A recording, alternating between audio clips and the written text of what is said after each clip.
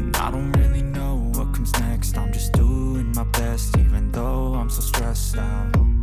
Everything just feels like a test that I fail, so depressed when I can't seem to get out. But something deep inside won't let me quit. I swear that I'm inspired by Fast X Review. Jason Momoa makes a memorable villain in an action-stuffed franchise installment that's for fans only. Vin Diesel headlines a huge cast of new and familiar faces in this 10th film in the hugely successful, car-driven franchise, directed by Leterrier.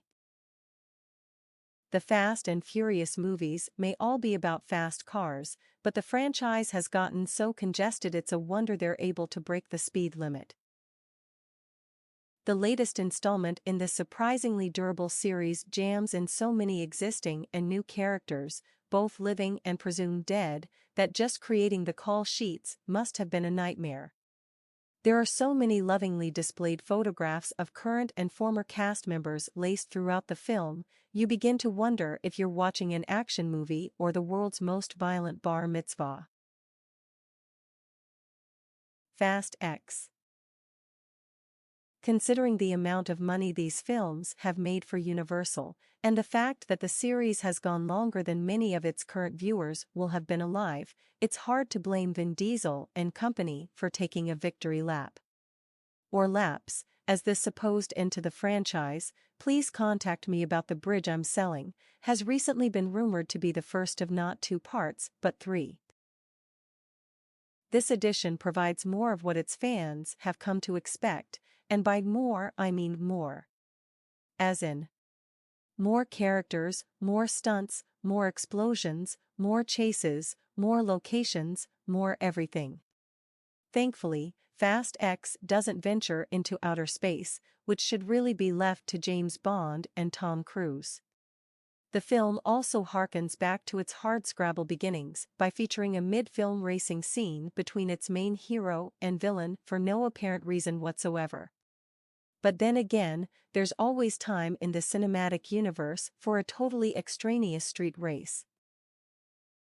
The Fast franchise has gotten so convoluted that non-rabid fans should prepare to do serious homework before seeing this installment, directed by series newcomer Leterrier, the transporter, Now You See Me, who stepped in on short notice when original director Justin Lin backed out after coming to the conclusion that this movie is not worth my mental health.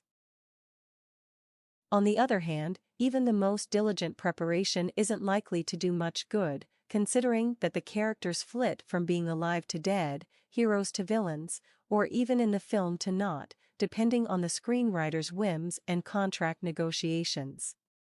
While much of this is shameless, you can't fault the creators for keeping alive the memory of the late Paul Walker, whose character reappears here via footage from Fast 5.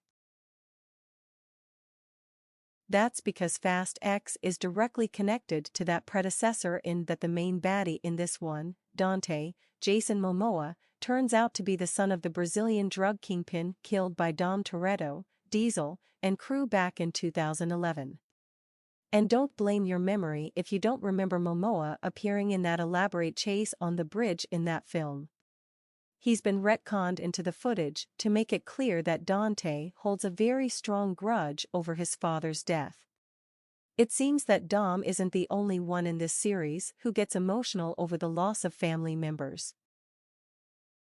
Momoa, it turns out, is one of the best things to ever happen to the franchise.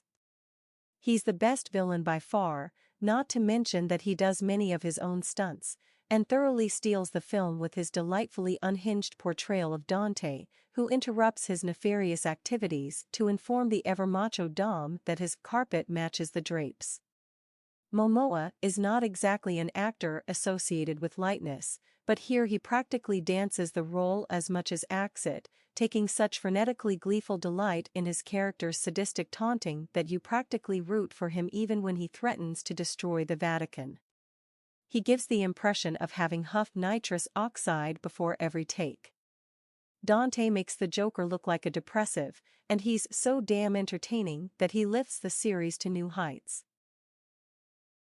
He's not the only newcomer on display in the cast, which includes Brie Larson as a rogue agent of the agency, Alan Ritchson, like Momoa, an Aquaman veteran, as the agency's new head, Daniela Melchior, the Suicide Squad, as a Brazilian street racer with past ties to Dom, and Rita Moreno as Dom and MIA's, Jordana Brewster, beloved abuelita. Other than making an emotional speech at, what else, a family gathering, Moreno's character has no particular reason for being in the film, other than when you have the opportunity to cast Rita Moreno, you take it. The core crew, including Michelle Rodriguez, Tyrese Gibson, Chris Ludacris Bridges, Brewster, Nathalie Emmanuel, Sung Kang, etc., is back, except this time they're divided into various groups scattered across the globe, the better to showcase locations including Rome, Lisbon, and London, among others. I assume the film didn't actually shoot in Antarctica, where some scenes are set, but with this kind of money involved you never know.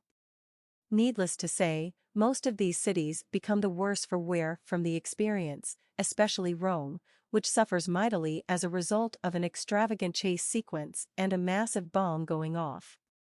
With both this film and the upcoming Mission Impossible, Dead Reckoning Part 1 nearly laying the city to waste, it wouldn't be surprising if skittish tourists avoid the Spanish Steps for a while.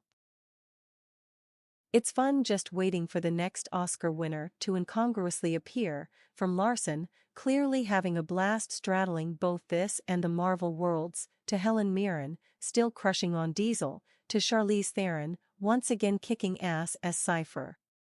Except this time, Cypher is on the same side as Dom because, as she explains it, the enemy of my enemy is you.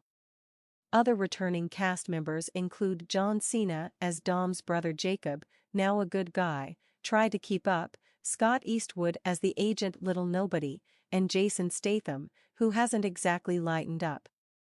There are also numerous cameo appearances that won't be revealed here, even though a cursory internet check will uncover them, including one featuring a certain former Saturday Night Live cast member who appears in an elongated, unfunny episode that stops the picture cold. Cena is another standout, displaying charm and solid comic chops in the numerous scenes in which Jacob protects Dom's young son, Leo Abello Perry, delivering perfectly calibrated wide-eyed stares from Dante.